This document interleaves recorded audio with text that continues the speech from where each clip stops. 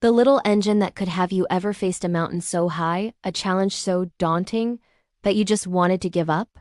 Today, we're diving into a story that's been inspiring people for over a century. A tale about a little blue engine with a heart full of hope. This is the story of the little engine that could. Our story begins on a bright, sunny day at a bustling rail yard. A long, happy train filled with wonderful things for the good little boys and girls on the other side of the mountain was all ready to go. It was loaded with toy animals, giraffes with long necks, teddy bears with almost real fur, and even a funny little clown. There were toy soldiers, dolls, picture books, and all sorts of delicious food. Crisp apples, juicy oranges, and creamy milk. The train was a treasure trove of joy, waiting to begin its journey. The train was hitched to a big, strong locomotive. He was proud and powerful, puffing steam and feeling very important. Puff, puff, chuff, chuff, he went. Off we go! But just as they started to leave the rail yard, the big engine suddenly stopped. He tried to start again, but nothing happened. He just couldn't move. The toys and the little clown were so disappointed. What will we do? They cried. The children on the other side of the mountain won't have any toys to play with or good food to eat. Just then, a shiny new passenger engine came gliding down a nearby track. He looked so strong and fast. The little clown flagged him down and asked, "Oh, wonderful engine, will you please pull our train over the mountain? Our engine has broken down, and the children on the other side are waiting for these toys and food." The shiny new engine looked down his nose. "I? Pull you?" He scoffed. "I am a passenger engine. I carry important people and fine coaches. I couldn't possibly pull a train full of common toys." And with a huff of steam, he sped away. The toys were sadder than ever. Soon, another engine came along. He was a big, powerful freight engine, much bigger than their broken-down one. The little clown waved his flag again. "Oh, big strong engine," he called out. "Won't you please help us? Our train is full of wonderful things for the children on the other side of the mountain." But the big freight engine just grumbled. "I am a very important engine," he boomed. "I'm carrying heavy machinery for the big city. I have no time for the likes of you." And he rumbled off without a second glance. By now, the little toys were in despair. They were sure they would never get over the mountain. Just then, a very old, tired-looking engine came chugging along the track. He was rusty and weary from a long life of hard work. The little clown thought, "He probably can't help us," but he decided to ask anyway. "Kind old engine," he said politely, "can you help us get our train over the mountain?" The old engine sighed. "I'm so tired," he wheezed. "I must rest my weary wheels. I cannot. And he slowly chugged away to the roundhouse. The toys had almost given up all hope. It seemed no one was willing to help them. But then, they heard a little puff, puff, puff.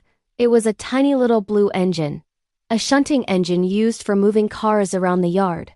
She wasn't big or shiny or powerful. She was just a little engine, but she had a cheerful look on her face. The clown and all the dolls and toys started crying out together. "Please, little blue engine, won't you pull us over the mountain?" The little blue engine looked at the long, heavy train. She had never been over the mountain before. She had never pulled such a big load. "Oh my," she said. "I'm not very big. They only use me for switching cars in the yard." I have never pulled a passenger train. But when she saw the sad faces of the dolls and the clown, her little engine heart was filled with pity. She wanted to help them. She wanted the children on the other side of the mountain to have their wonderful toys and good food. So she took a deep breath of steam and said, "I think I can." The toys cheered. The little clown smiled for the first time that day. The little blue engine hitched herself to the front of the long train. She tugged and she pulled. She pulled and she tugged. Puff, puff, chug, chug. She started slowly, but she was moving. The little clown and all the toys jumped for joy. As she started up the steep mountain track, the little engine began to chant. It was a little chant she made up just for herself. "I think I can. I think I can. I think I can." With every "I think I can," her wheels turned a little faster. The track got steeper and steeper, But the little engine didn't stop. She just kept pulling and kept chanting, "I think I can. I think I can. I think I can." She pulled and she puffed, her small pistons working harder than they ever had before. She went higher and higher and higher.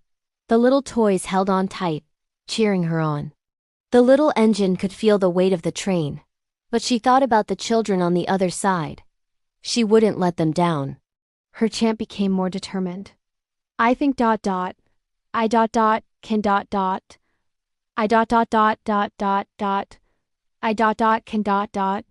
She was almost at the top. With one last mighty effort, she pulled the train over the crest of the mountain. And then, it happened. They were at the top.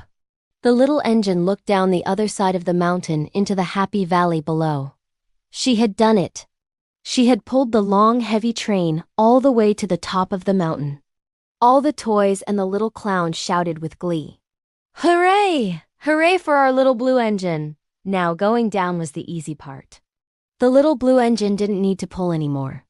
She just had to keep the train on the tracks.